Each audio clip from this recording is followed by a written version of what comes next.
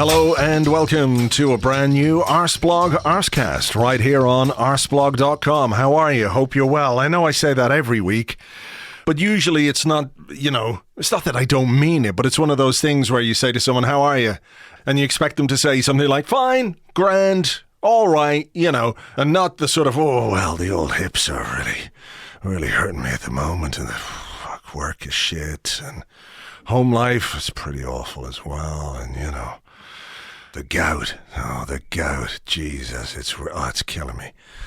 You don't expect that sort of stuff. So it's sort of like, how are you? Hope you're well. I hope you're well because I always hope you're all well. But right now, I really hope that everybody listening and all your friends and family and loved ones and all that are well and healthy and staying healthy. It's a strange time. It really is. There's no escaping that. It's a very weird and surreal period of existence we are going through right now. And I know for many people, it's probably a lot more disruptive because you have to, if you go to work every day, you work in the office and now you have to work from home, that's a big change. Or if you've got, young kids that are going to school that are now not going to school, that's a big change for me because I do most of my work from home anyway.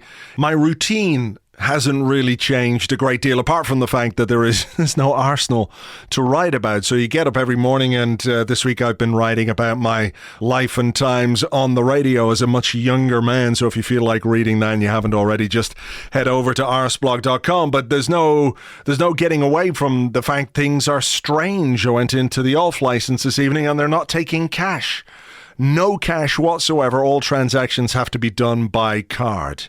Little small things like that. Of course, pubs and restaurants and all those things being closed here makes it very strange. And it's been an odd week on a personal level as well, because on Sunday, my dad went into hospital. He's 83 years of age.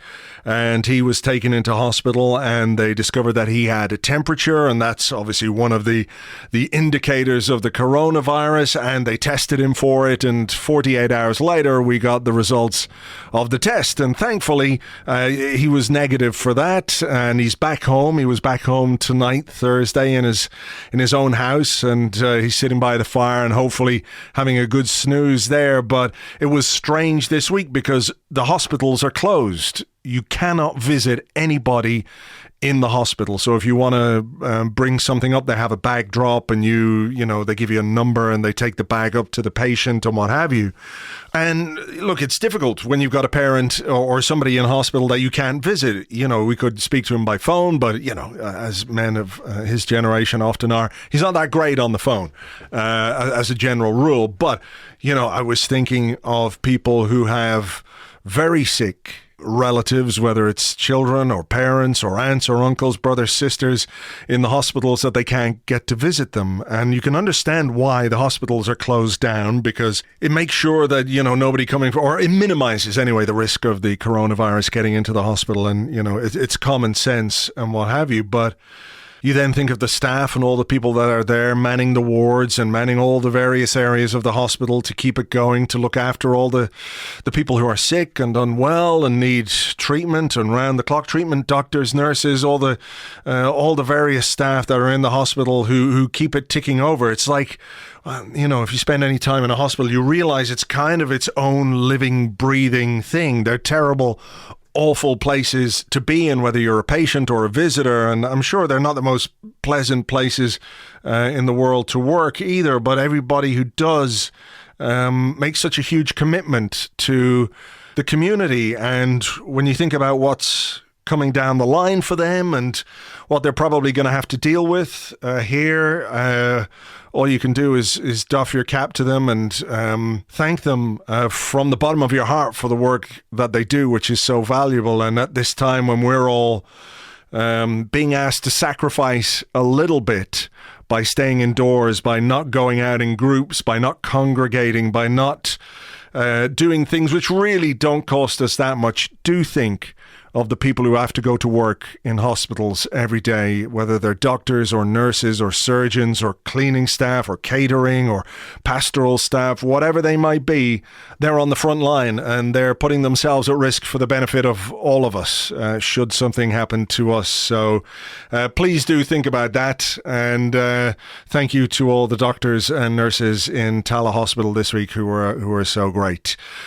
Right. One of the things that I did say we were going to do is keep the podcasts going, even though there's not a great deal of football or Arsenal to talk about, but there's bits and pieces, and we're going to try and do a few different things over the coming weeks. I know lots of people have had suggestions, but we'll try and do different kinds of interviews, maybe, and maybe look back at some history, and maybe look forward at some futures, and maybe think about some things that might have happened had other things happened. I don't quite know. But this evening, I'm delighted to welcome back to the podcast somebody who we've had on before, friend of the show, also the co-host of an excellent podcast called Stadio. It's Musa Okwonga. Hi, Musa. How are you doing, Andrew? You right? I'm all right. How are you? Keeping fit and healthy, I hope. Yeah, I mean, I actually went for my second run in 2 days, which makes it my second run in several months. So, yeah, trying to get in shape these days, eating well, sleeping well. I mean, the thing is, being a writer, you're kind of self-isolating anyway, so it doesn't change that much on a daily basis. That's true. I literally just said that in the intro to this bit, so because I work at home, my routine hasn't really changed. It's not that you don't notice the things that are going on, but from a day-to-day basis, much of it is the same in terms of how you work and what have you. How is it? You're in Berlin, so how is it in Berlin? How are people feeling about what's going on and the advice they're getting, and what measures have been put in place there? Yeah, well, that's the thing. In Berlin, there's no sort of lockdown, so a lot of people outside my kind of bubble are still going about their lives exactly as normal, which is, I think, a real problem. I'm really proud of my football team. Shout out to the Unicorns. One of our members, Alessio, has got relatives back in Italy. And also our vice captain, Michele, has got relatives, I think, in Florence too. So they are really emphasising the need to stay at home. And we've all taken a lead from them. So most of us have basically been confined to our houses and flats for the last week, 2 weeks, really. Yeah, well, when you look at what's going on there, and when you look at what's happening, certainly here in Ireland, we're on not lockdown per se, but certainly most things are closed. Are bars and restaurants and stuff still open there? Restaurants are still open, but you can only sit 1.5 meters apart if you're in a restaurant. A lot of the bars are shut. A lot of the local businesses have closed down for a short time. I mean, I've got friends who, there's one of my favourite places on the corner, shout out to Cupcake Berlin. They've had to shut down for a time being. And the problem is a lot of these businesses can't afford to go, as you know, too long without an income stream. And really well-run businesses cannot afford to be closed for a couple of months. They really can't. If you've got multiple staff, then it's a real struggle. So yeah, grim times. It is. It's going to be very difficult for everybody, and particularly in things like hospitality and what have you, where margins are so tight anyway. You're sort of going from 1 week to the next to cover your overheads, to pay your bills and everything else. I mean, it's just the unprecedented nature of this thing means that there are probably going to have to be unprecedented measures put in place to help businesses and to help the economies. And I hope that governments do that, because, we all need these places at the end of the day. We need the coffee shops. We need the shops to go and buy the things you don't need day to day, bric-a-brac and restaurants and all those things. We need them as a society.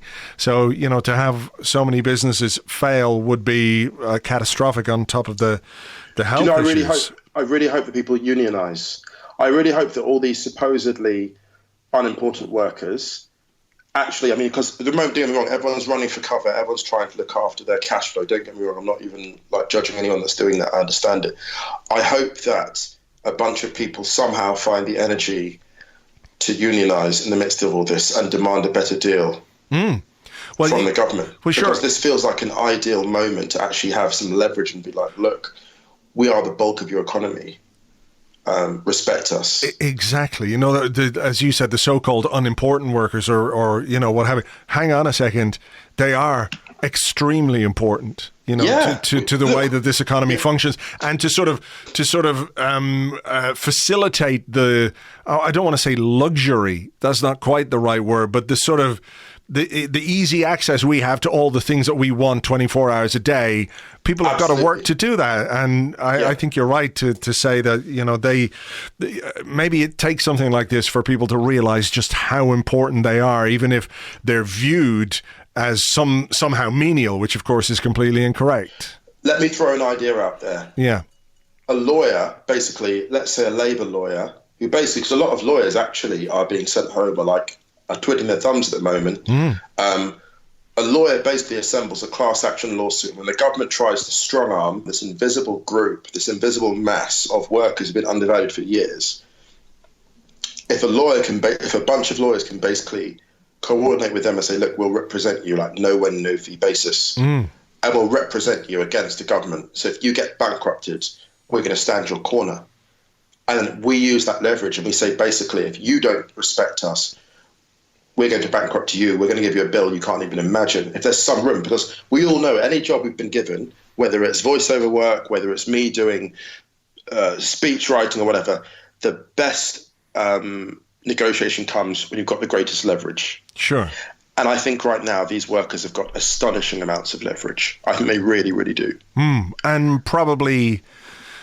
historic leverage. Yeah, sure, but also a kind of understanding and goodwill that maybe wouldn't have been there in the past if they tried to do something like that. That we can all see how crucial they are.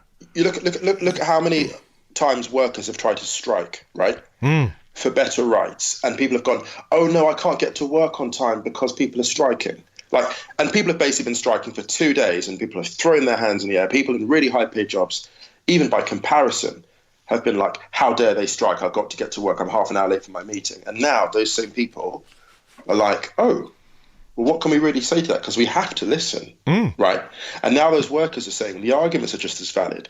The only difference is that now we actually have, you have the time to sit back and listen and be like, oh, these people had a point. Because it's really brutal when the economy comes for people like who weren't expecting it to come for them.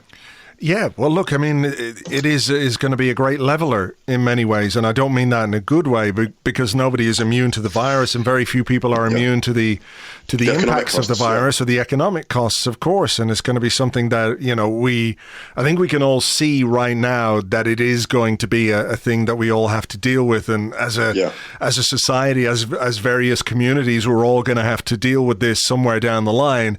I'm not quite sure we're yet in the headspace where we can get our heads around exactly how bad it's going to be if it continues for a long time, because it's going to impact a great many people, and I think it's going to require and need the sort of coming together that I don't know that we've had in recent times or in recent generations, where it's an effort for everybody to get everything back on track. For the good of everyone, we have to not sort of think selfishly, and the sort of toilet roll buying mindset has got to go by the wayside. Yeah, and I've got to say as well, to shout out to a friend of mine. I won't name him out of respect for his privacy, but he and his partner have basically been offered she's been offered an amazing job, other side of the world, dream job, and everything's been arranged for it, accommodation, flights, everything. They've had all the medical tests done, and they now may not be able to move, having packed everything up and got ready. It's so hard to disengage here and find everything there, and now they probably can't go. And just the horrifying limbo. And that's only one small example of the actual human cost of all of this. And this is why we've got to find a new settlement, Andrew. We've got to find a way forward, because how do you explain, for example, to children, oh, Mummy and Dad, they did everything right. They never missed any work. They put all the effort in, and they've been completely screwed through no fault of their own, right? And it's not like a volcano came and, destroyed all the property. So there's actually nowhere to live, right? It's not because of that. It's because of some unseen viral force came and destroyed their livelihood. And that's not right. We need to create a society that's more compassionate. that takes care of people in these spaces and times. It's just not right. No. Anyway, sorry to get my soapbox. But, hey, yeah. Listen, there's no problem with that, and I think it's one of the aspects of this thing that we're all going to have to deal with a little bit down the line. But look, in the meantime, I hope you are staying safe and well, and everybody listening to this is I'm likewise. great, thanks. I'm really great. I'm good. This thing actually, Andrew, like, I'm kind of taking my time to write as much as I can, and I'm trying to be as productive as I can, because I'm in the privileged position of being at home. I haven't got a huge amount of money coming in, but I've got money coming here and there. I'm a writer. Writers, unless you're J.K. Rowling, you're not pulling in astronomical sums. So I'm doing fine. And because I'm doing fine, I feel it's my responsibility to keep speaking out about this stuff on behalf of people who are just absolutely up to their necks. For sure. I don't think there's anything... I was going to say, I don't think there's anything wrong with that. That's entirely the wrong way to put it. I think there's something very admirable about doing that, because sometimes speaking out can be costly. I just think at this moment, people are receptive to the idea that everybody is in this together, that we're all going to get blindsided by this a little bit. But look, let's talk a little bit about football. Let's talk a little bit, even though there is no football. And it was announced today that there's going to be no football until April the 30th. It always felt a bit, didn't it, like the Premier League's decision to put the league on hold until April the 4th was wildly optimistic. And here we are just a few days after that initial announcement, and they've pushed it out basically a whole month. I mean, I have to say, I hope that football begins again on April the 30th, not for the selfish reasons that, A, I want to see football again, B, it will make my life an awful lot easier because I'll have some football to write about and football to talk about, but it will mean, in general, that things are better. If football can begin again, it will mean that, we've got a hold on this thing, and life can begin to get back to something approaching normal. But I still feel like that date could be optimistic. I think it's wildly optimistic, Andrew. It is, and I think they're panicking. A lot of people in football, because they've got all these huge obligations, don't they? They've got these legal obligations. They've got obligations to sponsors. Lawyers right now are obviously poring over cancellation clauses, the wording of clauses they never thought they'd have to use. Contracts that would have been written years and years ago without any thought to these consequences are now absolutely vital. And, the domino effect of all that lost revenue is going to really hurt clubs. How many clubs lower down the pyramid can afford to miss, that many months of games? I mean, I remember that stat a few years ago about how a very small percentage of Europe's clubs are responsible for over 50% of the debt. And, Premier League clubs and clubs in English football have had their debt problems, as we know. So I'm not sure how sustainable a lockout is for a lot of these clubs. Does that make sense? Yeah, it does. I mean, really frightening. Yeah, I mean, that's why the idea of playing games behind closed doors was like, well, I mean, that's good for people sitting at home. It's good for the broadcasters because they've got something to show on their channels. But it's really not good for the clubs because, whether you're a rich club like Manchester United or Arsenal or a small club like Barnet or whatever, your match day revenue is still massively, massively important to you. Yes, so, absolutely. For that to be taken away, just didn't make any sense. But I do think that we are looking at, I feel like football as we have known it until now is over. I think the football calendar, first and foremost, is inescapably going to change because of what's happened. So even if they do start on April 30th again, do they start next season in August? I mean, it feels like we could be changing the way football is played and when football is played as and when it gets going again. I think we're in denial. I think we're like one of those couples. I think like one of these couples that's trying to have a baby to save the relationship, but it's gone. That's how football feels. Do you know what I mean? It feels like we're trying to get back to a place of normality that doesn't exist. So what are we in denial about exactly? We're in denial about how soon we can start this again. this season. And we're also in denial about the structure of football because it so plainly cannot serve the average club. And we've said this for so long, right? We've said this for so long. And the pandemic has come along and it's said, your way of running football is not sustainable. There isn't a kind of equivalent of universal basic, there isn't the equivalent, of a sort of universal basic income for football clubs lower down the pyramid, right? Because at the end of the day, all these clubs for years have been feeding up. They've been supporting bigger clubs who've been disregarding the importance of stuff like the FA Cup, for example, who haven't been distributing TV rights as well as they could have been. They've been breaking away from the pyramid at every available opportunity. And right now, all the things those lower clubs have been complaining about, quite rightly, have come back to screw them. Does that make sense? Like all those inequalities have been complained about successfully over years, distribution of revenues and all the rest of it. They've come back to screw those smaller clubs.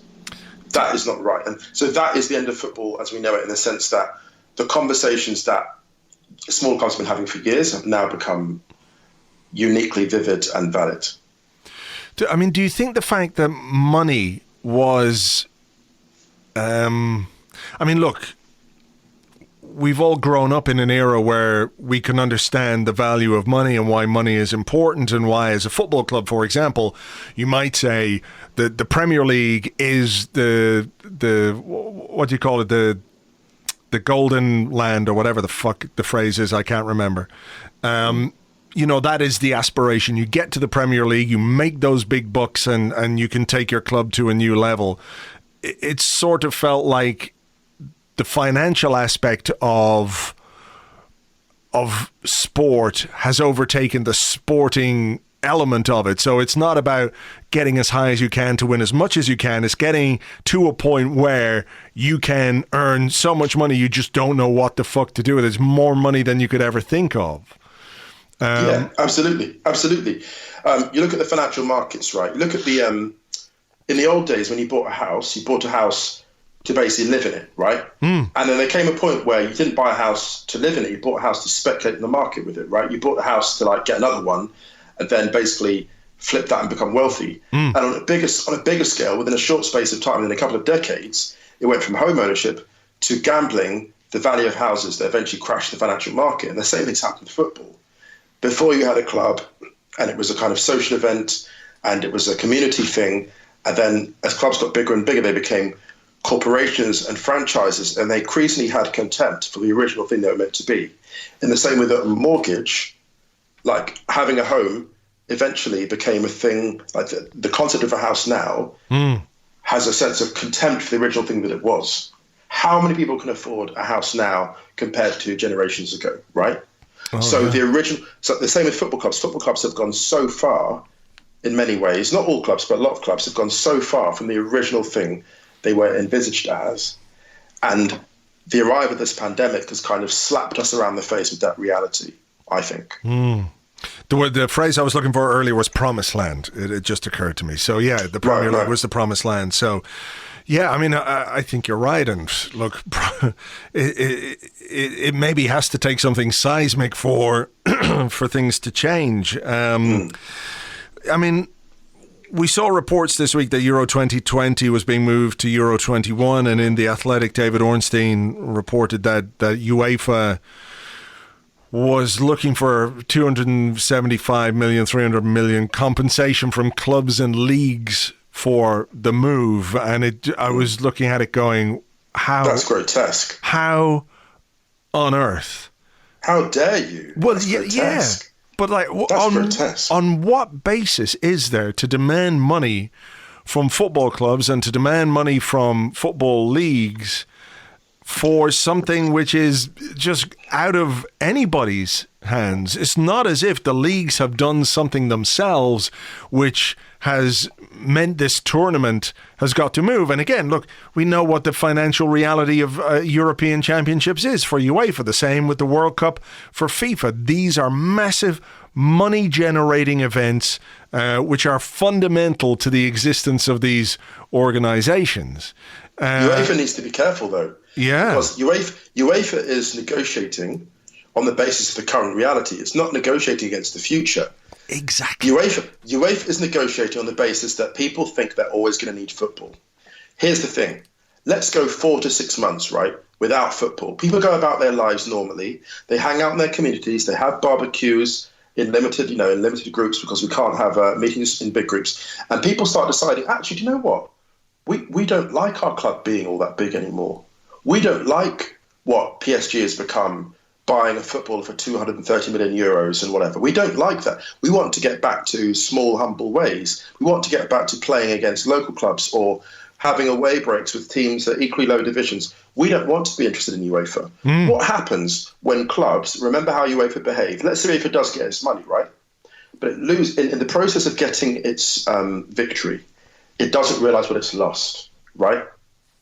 It doesn't realise it's lost. So UEFA gets its money in the short term, but a lot of clubs go, actually, we're not going to play in these tournaments. We're not going to play in your Europa League where we get knocked out after one round and have to travel around Europe just to get beaten in one round. We're going to stay at home and play in local leagues against teams from the next door country and form our own little enterprises. Yeah, I mean, I think that's potentially a possibility. My fear would be that with something like this, if UEFA pushed it too far, right, what you might find is that the might of the big clubs who are owned by people who, well, on paper for now are still very wealthy. Who knows where they'll be in a little while? But it might be the thing that precipitates the breakaway from UEFA, the Super League, the global football spectacle that we all think of and hate. But because of what's happened, it might well bring something like that about. I see both sides of this, to be honest, because I do think, there is a community element to football, a community element to supporting a football club. And, it seems maybe counterintuitive to say it, in this global world that we live in.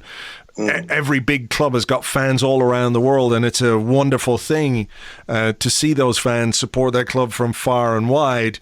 I think that ultimately will be the driver for what happens next, because that global audience, those global fans, can't be ignored. And the people, I think, who will look at this as an opportunity, maybe, who have vested interests in maybe moving away from UEFA, from FIFA, etc., will see this as the way that they can put in place something which beforehand would have felt like unthinkable. Yes, well, this is exactly, Andrew. And what I have to say as well is, if you look at the composition of the boards of directors of football clubs, this is an opportunity in a moment for that to be diversified. I don't necessarily have faith that it will, but if you had people on the boards of these clubs who represented perhaps more the experience of the average fan, right? Or let's say these clubs set up steering committees, right? Let's say a lot of these clubs were like, listen, we need a better steering committee to look at the club's direction. You look at Germany, and Germany's not perfect by any means, don't get me wrong, but we do have this 50+1 rule where you have ownership by fans of clubs, majority ownership, right? I'm not saying that's going to happen in lots of those other countries, but I'm saying this is an opportunity for clubs to set up these steering committees and really listen to their fan bases and say, how do we move forward together? Because the really smart people at football clubs, and I include clubs like Borussia Mönchengladbach, who just today have announced that their players are going to help pay the salaries of some of the match day staff towards the end of the season. The enlightened clubs understand this bond. They understand that the community element of football has to be vital and central to any future negotiation about where football goes. So that's the key to me. I mean, that's the thing. It's what's happened over the last while is there's never been any real consultation with fans to find out what fans want. What there has been is there have been consultations with broadcasters, with marketeers, with rich people, with, focus groups who decide what is the best way to make money from football, rather than what's the best thing for football or what's the best way to make football as good as it can be, So right, can I draw a comparison, actually? Sure. Look at the church, right? There was a time when the church would have a bursting congregation, right? And people lost faith for lots of different reasons. And now a lot of these churches that used to be full are empty. And what could happen to football, and it sounds really dramatic to say this, But the church had a succession of sharp shocks and scandals. And after a certain point, after taking their congregations for granted, people drifted away and they didn't come back. And that is what football has to contend with, because for a long time it has not consulted its congregation. And that sounds really dramatic, right? But I was talking to a friend today who's like a massive football fan, and he was saying, do you know what, it's really weird. Like, the first couple of weeks my team didn't play, I was like, oh my goodness, will we stay up? Will we not get relegated? And he said, it's really weird because, and this is a guy who's like a passionate season ticket holder, like match-going fan. He said, actually, I'm kind of okay without it. And I never thought I'd say that. And that's the conversation, that's the unseen conversation that football clubs have to be very wary of. I think, the other part of it is the slightly shocking element of how something like this can develop and change your perspective on what is important and what's, because we're talking about people's livelihoods. We're talking about their ability to pay their rent, their mortgage, their bills, or look after their kids, look after their parents, their health, of course, as the bottom line of this thing, are you going to get sick? Are you going to, be well? Are you going to survive if you get sick? Or are there people in your family who, if they do get unwell, are they gonna be able to cope with this? And so you have this immediate, where you go like, well, the worst thing in the world is the fact that Mustafi is being picked week after week for Arsenal. That is the worst thing I can think of. And all of a sudden it's like, actually, maybe it's not. Maybe it's not, as much as we all love football. I mean, clearly it is from an Arsenal perspective. But no, I'm joking. But, it does realign. It does sort of change your mind in terms of how you view things and how important they are in the grand scheme of things. Because your neighbor or your friend or your family losing their home or losing their business to, unscrupulous landlords or whatever it might be, that's going to affect you far, far more, I think. Yeah, exactly. And that's the problem, that conversation that football's going to have to say, look, we are still relevant, because you're going to have this kind of island of paradise, right? And the football's always been, especially the highest level, it's always been a bit of an oasis, right? Of of great wealth at the very highest level. And that was fine when everyone else was doing their thing and living well. But now, not living well, I don't mean that, but paying their bills. I know what you mean. Yeah. But now that people within the next 4 to 6 months will be jobless, you're going to have the job market is going to see a huge exodus in the next few months, right? And how is football going to deal with that new reality? It's like driving, your Bentley through a really poor neighborhood, playing the loudest music you can, driving the car as slow as you can. That's going to be the equivalent of how it's going to look now. And there's always been that element with football, don't get me wrong, but now, I was talking to a friend about this today on the phone. I said, all the stuff that seemed escapist and cute is now going to be really jarring. Do you know what I mean? A lot of the conspicuous excess is going to be really jarring, because it's going to be it's one thing to earn your money, and most people actually, funny enough, I think footballers, they get a fairly good ride beyond the kind of media exposés and whatever. I think actually the average fan, if you think about it, considering the disparity in wealth and income, people are pretty cool. They're like, you know what, actually, working class kid done well, and that's cool, to be honest. I don't think people are going to hate on that or the individuals. I think it's going to be more the systemic issue. I think it's going to be more the kind of the cost of the match day ticket. So the backlash won't really come against the fan. It's going to come against, wait a minute, why are we paying 110 euros for this? Does that make sense? Yeah. This is going to be a real disaster for people that think that these tickets are worth it. To charge that money with a straight face, it's always been a bit of a joke, but to do that now, hey, come on, man, come on. Yeah, Jesus, I didn't even think of that. Dude, trust me. No. I mean, now that you've said it, it makes so much sense. That's the conversation that's going to come. Yeah, because again, football clubs have put themselves in positions where they are reliant on that kind of loyalty. income. Loyalty, and that sort of captive audience. And we all know fans are, we all want to watch our teams, and but I never thought about it from that point of view as well. It's like, what is the financial reality of the world that we're in when this thing is over? How is that going to impact football? Because people's savings have been absolutely nuked for months on end, right? It'll be the equivalent, the psychological those people that have savings, who are lucky enough to have some. Absolutely. 4 to 6 months from now, because this thing is going to last longer than people think, right? People's savings are going to be nuked. At the end of all that, football's going to come with a shiny new season, same ticket prices, and people are going to be like, wait a minute, I'm traveling, I'm doing like a round trip, cost me 400 quid all told for this. Yeah. When you force me, the world has forced me for the last 4 to 6 months to look at every single outgoing amount. I've been going without food. Well, people are already doing that, to be honest. I've been going without food so my kids can eat on a regular monthly basis, and I never thought I'd be in this position. Some people have been there before for years, but some are getting there now for the first time. And I've been hit right in the pocket, and you're not making me a concession. Wow. How much do you really care? How much do you really care about the match-going fan? If I've been through this for 6 months to a year, and I come back to your door and you're like, actually, I don't care. Yeah, still the same price. Same as it ever was. Yeah, I mean, look, I think we have this idea, don't we, that when this is over, it's all just going to go back to normal, and it's not. It can't because changing. It's changing. Yeah, it's changing the world. As we speak, a friend of mine just tweeted. She said, "I've just been confined to my room for 12 weeks. How am I going to cope?" Her room.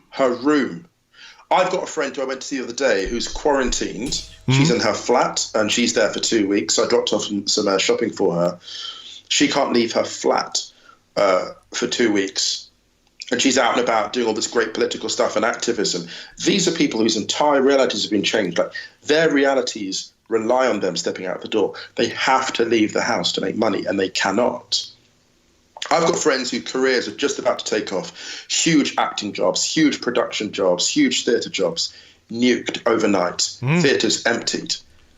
Yeah. And these people are these are your match-going fans. These are your people. These are your supporters. And you're telling them, oh, nothing's changed. There's no new realities. That's the equivalent of not going to church because you couldn't afford to get there for months. And you go to a brand new church service and the weather's freezing cold and no one offers you a blanket or even a cup of soup.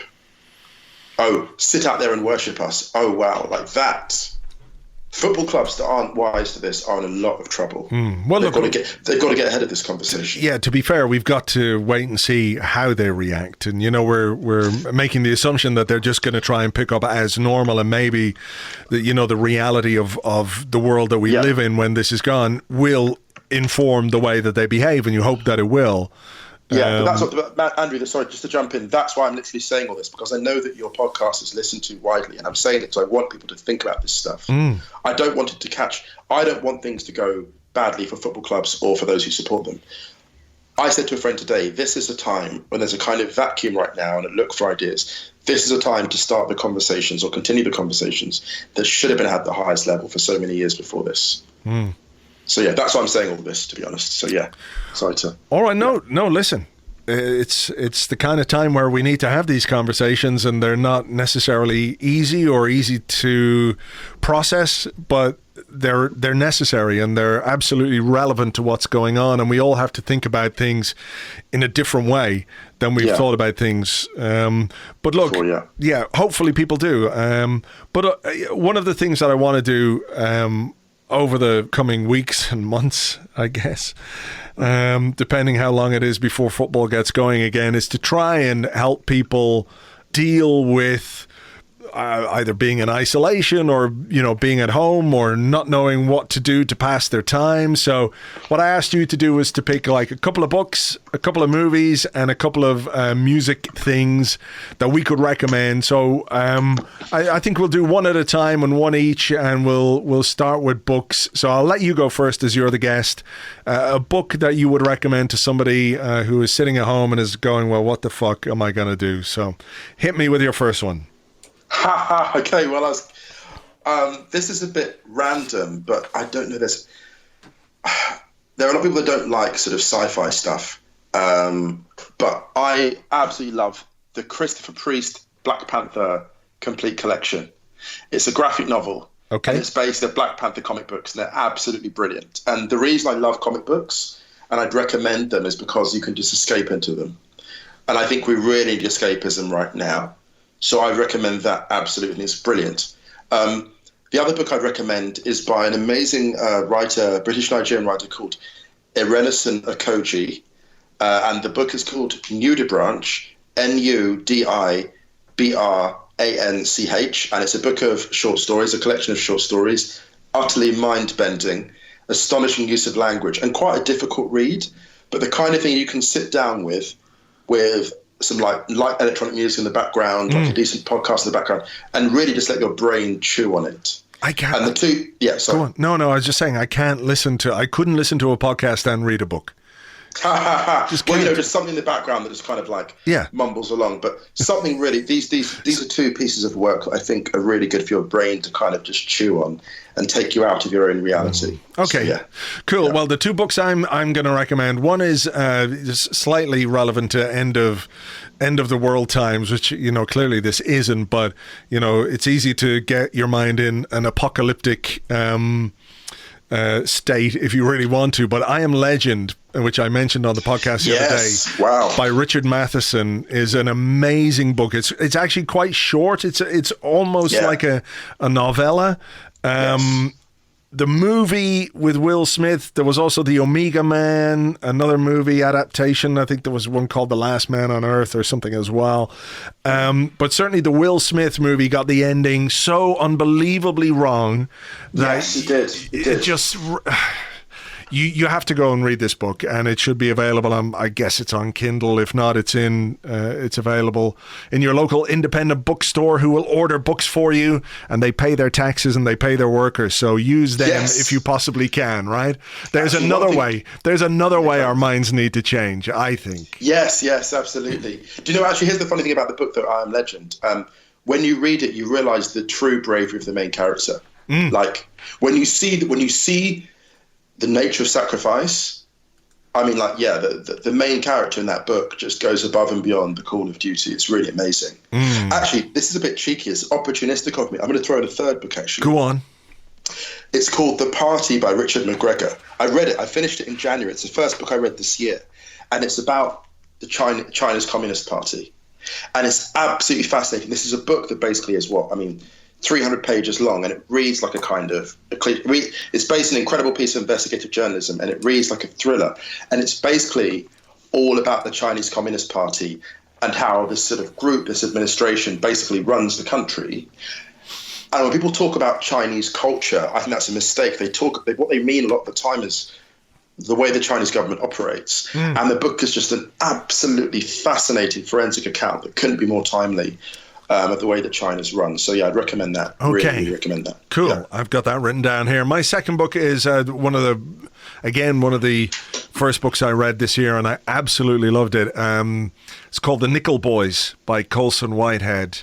Oh, wow, I've heard about that. That sounds amazing. It is a fantastic story. I'm not going to give any spoilers away. It's about a juvenile prison type thing somewhere in Florida. This young man gets sent there and how it impacts his life. And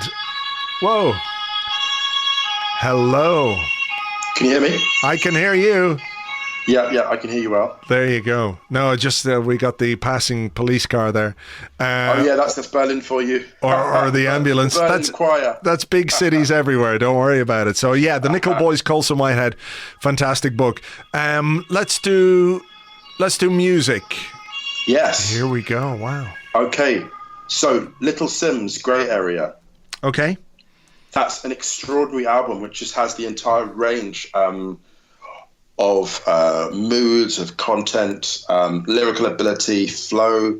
I mean, Little Simz, one of the top 10. I mean, it's not about... Yeah, actually, why not? I easily argue like top 10 rapper in the world today. Okay. And an extraordinary record, the kind of record that transcends its genre. So people that don't even listen to much hip-hop, I think would absolutely love it. Like fans of music would love it, I think. And the second album within the same tradition Kano, Hoodies All Summer. I've been talking about this record for a very long time. I think it's one of the best albums of the last few years in any genre. One of the best. I mean, and the same with Little Sims. We're in a golden age now, I think, of UK music. Kano, Hoodies All Summer, just musically is extraordinary in terms of the themes. It talks about colonialism, gentrification, Windrush, knife crime, but not in a way that is preachy, in a way that is actually cinematic. I mean, listen to Kano's album and Little Sims as well. It's like listening to a kind of it's like a musical equivalent of a fantastic HBO series. I can't say it better. They're both they're basically like high class television series in the course of an album. Okay. So yeah. Well, there you go. Little Sims is from Islington as well. So oh wow! Relevant. There we go, around the corner. Amazing. Relevant to us. I'm so bad with new music now. I really am. So what I've been doing is listening to a lot of old stuff, and something that's quite chilled out and just really nice in these times. I got to go back and give a shout out to the 207 albums. The Garden, yes. The Garden and Simple Things with Sia is on it, and what's the guy's name? Jose Gonzalez. Jose Gonzalez, yes. Jose Gonzalez, who did that amazing cover version of Heartbeats by The Knife. So yeah, that's that one. And the other one is an Arsenal fan. He makes really interesting, does a lot of interesting remixes, but the sounds and the textures that he has in his music, I don't want to sound like a wanky music journalist by saying that, but they genuinely are textures in this music. Is a guy called Tourist, and his last album Wild is really, really good. You can stick it on the car, stick it on while you're at home, self-isolating in the kitchen, doing the cooking. It's perfect for that. So those are the two music things that I'm going to recommend. Phenomenal. Let's do movies. Give me a couple of movies, Musa. Okay, I think we need feel good. I would say Eternal Sunshine. I would say Eternal Sunshine of the Spotless Mind. Right. You know that movie, right? I do, of course. Yeah. Yeah. Oh my goodness. Oh, listen, Eternal Sunshine of the Spotless Mind, like just a gorgeous, gorgeous movie. I'm such a softie for that stuff, really. Right. It's just so playful, and I know a lot of people who listen. I'm not sure what people are into really, so it's kind of a bit of a shot in the dark. But you can't go wrong with a beautifully composed rom-com. And the second movie, which is really it's very uplifting, I think, as a movie because it's incredibly brave, is Arrival, starring Amy Adams. Oh yeah, I love that film. That film blew me away. The film basically, for the first 2/3 of the film, I was like, oh, this is a very good movie. And the last third, I'm like, oh my God, this is one of the best movies I've ever seen. And anyone that knows me knows that I love film. I mean, I'm obsessed with the nuances of storytelling. And yeah, Eternal Sunshine of the Spotless Mind and Arrival. Okay. Two beautiful movies. Yeah. Yeah, I loved Arrival, actually. I remember coming out of the cinema watching that going like, whoa. Whoa. I remember it's one of those movies where you look around at the end and you come out and you talk to strangers in the queue as you leave and you just say like, what have we just seen? Like, have we just witnessed something extraordinary? People looking at you like in similar shock, like emerging bewildered into the light after coming out of the cinema. Yeah. The two movies I'm going to pick, one is a new movie, so I'm sure it's going to be out in the UK. It's certainly out in Ireland. It's called Calm with Horses. It's made by a company called DMC Films, and I got to give a shout out to Dan Emerson, who gave me an invite to a screening of it at the Dublin Film Festival last week or the week before last. Anyway, the company is Michael Fassbender is involved as well. But it's a story set in the west of Ireland, sort of around a criminal family. And there's an astonishing performance by an actor called Cosmo Jarvis, who What's his name? Yeah, amazing. He has the most amazing Irish accent. I'm sure Americans can spot a bum American accent, but there's nobody who can spot a bad accent like an Irish person when there's a non-Irish person doing the Irish accent. They're very few and far between. The really good ones. The best one I'd heard before that was, I think, John Voight in a film about, I can't remember if it was called The General or whatever it was called. where he was a policeman in it, and his accent was like 90% there. This guy, you would not know that he was not from Ireland. So that's incredible. It really is. It really is, because like even just the one piece of intonation will tell you that person is doing an accent, you know, and I'm sure that you can hear it when an American does an English accent. You can hear it when an English actor does an American accent. I'm sure they're Americans who, you know, can spot that a mile off. But this guy was fantastic. The movie is not a hugely uplifting movie or anything like that. In fact, it's quite grim, but it's very well acted, and it's well worth a watch. So it's called Calm with Horses. And the other one I was going to pick, again, not the most... it's not going to lift you up in the way that your movies have suggested. It's called Winter's Bone. The book by Daniel Woodrell is amazing. Again, a sort of short novel book if you want to pick it out. The language is incredible. It stars Jennifer Lawrence and John Hawkes, who is brilliant, absolutely brilliant in it. And it's just a really, really good movie. So there we go. That sounds great, yeah. Well, look, hopefully we've given something for people to listen to and to read and to watch as we get to stay in our homes and stay away from people in real life. The great thing is, though, at least we can still connect with people, you know, virtually or technologically, be it by voice or video or whatever that might be. And you guys, obviously, are you keeping your podcast going? And yeah, we've actually gone up to 2 a week now. It's funny on stage. Wow. Yeah. We've just been like, people really appreciate the escapism, and so we're gonna give it to them. Why not? Why not? And it's really funny as well, because I would say I've had more in-depth conversations in the last 2 weeks with family and friends, including yourself, than I've had in the previous 2 months put together. Like, it's really funny. Like, being confined to home has really like forced me to look at what matters and really like enjoy like my friendships, my relationships in the proper depth that they deserve. So that's been really powerful. But yeah, we're still doing the stadio. We actually just did, because obviously there's no football on, we're doing more conceptual stuff. So we did a whole thing of what ifs. So the recent episode is basically a bunch of what ifs. So like, what if Aguero doesn't score that goal against QPR? What if Yaya Toure signs for Arsenal? We did a whole what if on that. Yeah, we did a whole deep dive on that. So yeah, it's just been a lot of fun, really. All right. Well, look, if people want to follow the podcast, it's called Stadio. You can just search for that on your favorite podcast app. It's at Stadio on Twitter, and Musa, you're on Twitter at Okwonga. That's right, yeah. That's right, I remember that. Listen, thank you very much. It's good to have a chat. Stay well, stay safe, and look, we'll talk to you again soon. You're an absolute star. Thanks so much, Andrew. Take care. And all the best. All the best to your listeners as well. I hope they pull through in whatever form they have to. Thanks, man. Thank you very much indeed to Musa. Hope you enjoyed the conversation. You know, when there's no football, it's going to go in different directions. And some of those directions we're going to have to stop and think about before football starts again.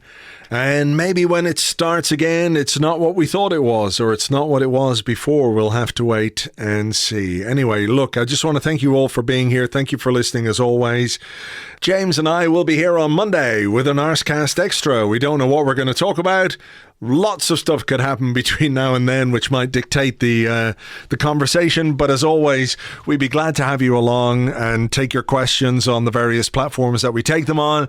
From all of us here at Arseblog, please stay well, stay safe, stay healthy, stay indoors if you can. I know it's not easy, but it is ultimately a small sacrifice to make in the grand scheme of things.